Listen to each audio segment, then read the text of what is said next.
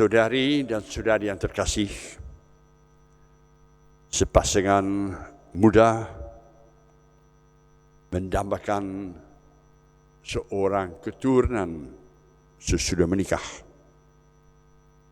Tapi mendamba-dambakan, tapi anaknya tak kunjung datang. Maka mereka menjadi gelisah. Mereka lari, cari obat, lari ke dokter, lari ke orang pintar, minta nasihat kiri kanan, tetapi nggak dapat. Akhirnya mereka lari ke Tuhan. Tuhan itu maha baik. Minta mendapat keturunan supaya mereka keluarga lengkap. Tapi berdoa, tak kunjung anak datang. Akhirnya mereka menjadi marah kepada Tuhan. Mengapa Tuhan tidak mengabulkan doa-doa kami? Mengapa Tuhan itu diam-diam saja? Mereka menjadi malas berdoa, berontak terhadap Tuhan, dan tidak lagi mau menyapa Tuhan. Tuhan dipersalahkan. Tambah lagi, mereka takut omongan-omongan dari orang-orang sekitarnya yang seakan-akan menuduh mereka bahwa mereka dikutuk oleh Allah. Kalian dianggap tidak bisa, tidak pantas oleh Allah untuk mendapat keturunan. Salah, entah apa salahmu. Maka mereka malu, mengurung diri, kurang hidup.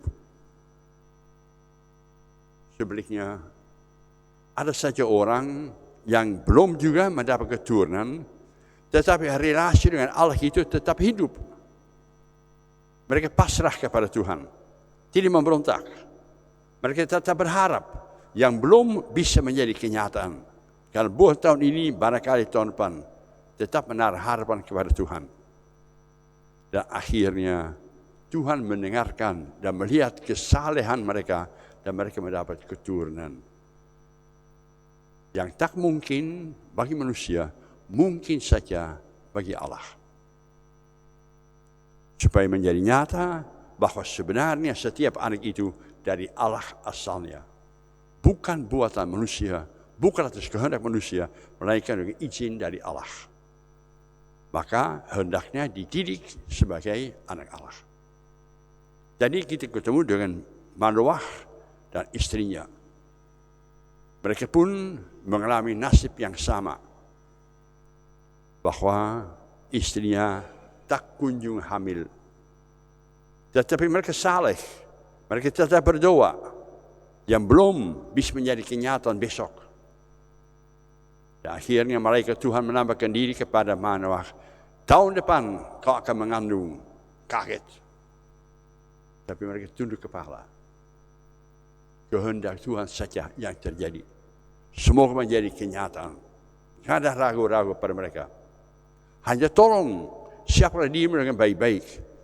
Jangan mabuk-mabukan selama kau mengandung.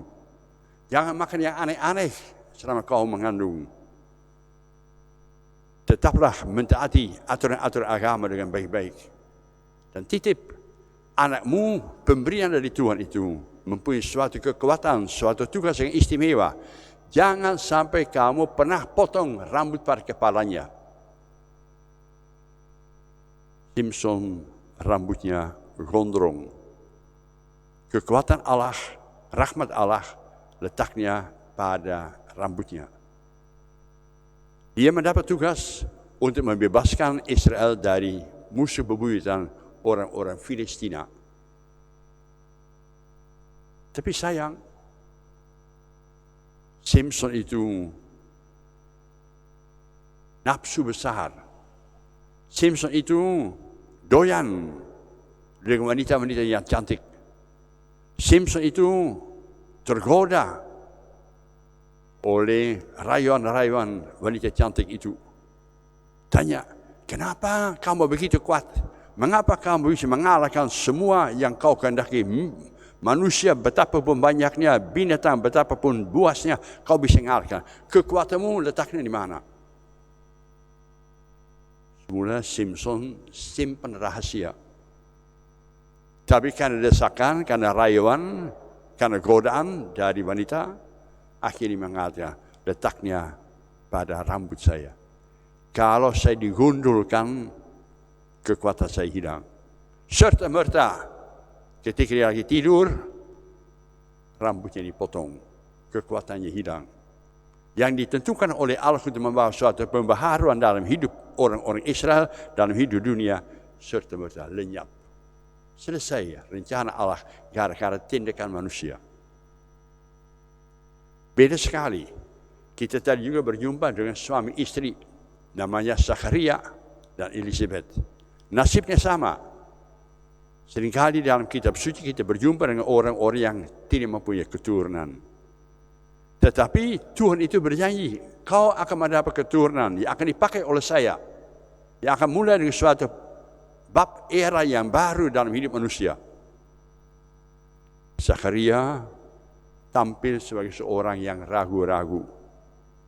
Minta bukti. Minta bukti bahwa saya bisa percaya omongan-omongan dari malaikat itu. Bahwa saya sudah tua, istri saya mandul, mana mungkin dapat mendapat anak. Orang yang tidak percaya pada sabda malaikat, pada sabda surga, pada sabda Allah itu, tak pantas menjadi seorang pewarta. Maka dia menjadi bisu. Bisu artinya tidak bisa mewartakan kebaikan Allah kepada orang-orang lain.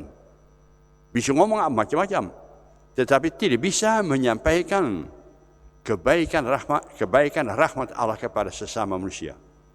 Maka tidak bisa membawa berkat bagi orang yang ada di plaza di depan bait suci.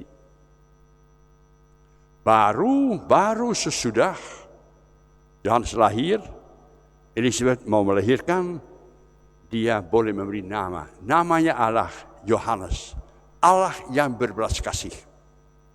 Terungkap dalam diri anak kecil itu, Allah yang berbelas kasih. Begitu selesai menulis namanya, dia bisa berbicara lagi, bisa mewartakan kebesaran Tuhan, bisa memuji Tuhan dengan madaknya. Lahirnya Yohanes Pembaptis. Seorang yang mendapat tugas dari Allah itu untuk berpuasa, untuk hidup sederhana, hidup di padang gurun, untuk mewartakan sesuatu yang baru. Siapkanlah jalan bagi Tuhan. Tuhan akan datang untuk membebaskan kita. Luruskanlah jalan baginya. Mereka yang tidak dilahirkan dari manusia, melainkan dilahirkan, diakui sebagai anak Allah, akan membawa rahmat bagi umat manusia. Seperti banyak orang di dalam kitab suci. Kepada kita dipercayakan anak. Kebanyakan di antara kita berkeluarga dan ada keturunan. Suatu pertanyaan sebenarnya dilemparkan kepada kita. Bagaimana kiranya kita membesarkan anak-anak kita? Apa kita berani membesarkan anak itu sebagai hadiah dari Allah? Dan bahwa setiap anak itu, hadiah dari Allah itu mempunyai suatu tugas istimewa. Harapan bagi dunia. Atau kita mendidik anak kita supaya dia menjadi orang yang egois, orang yang kaya, orang yang hidup untuk diri sendiri saja, orang yang tidak berarti membawa suatu yang baru bagi dunia, hanya ikut-ikutan saja. Pernah sering saya berjumpa dengan orang tua dan mereka mengeluh, "Pastor, kami dikaruniai dengan 3 anak. Tapi anak kami nakal. Hanya egois saja, hanya mikir diri sendiri saja. Tolong pastor doakan mereka." Saya sambil senyum-senyum, saya bertanya, itu kenapa sih anakmu bisa egois, anakmu bisa nakal-nakal? Saya baca dalam kitab suci, nggak ada Allah yang menciptakan manusia nakal, nggak ada. Allah menciptakan manusia sangat indah untuk melayani, untuk menciptakan sesuatu yang baru.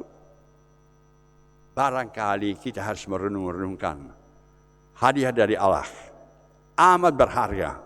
Anak baru, apakah kita pantas, sanggup mendidik anak itu menjadi anak Allah? Jangan suka tergoda kalau saya bertanya kepadamu, kau mempunyai berapa anak? 3 pastor. Bohong. Bohong. Bohong. Kau tidak mempunyai anak apa-apapun. Anak-anak yang ada dalam keluarga kita, mestinya kau anggap sebagai pemberian dari Allah. Rahmat dari Allah untuk membawa suatu pembaharuan dalam hidup dengan sesama manusia. Semoga kita bersyukur atas kebaikan Allah dalam hidup kita dan menjadi pendidik yang baik bagi anak-anak yang Tuhan percayakan kepada kita. Semoga demikian.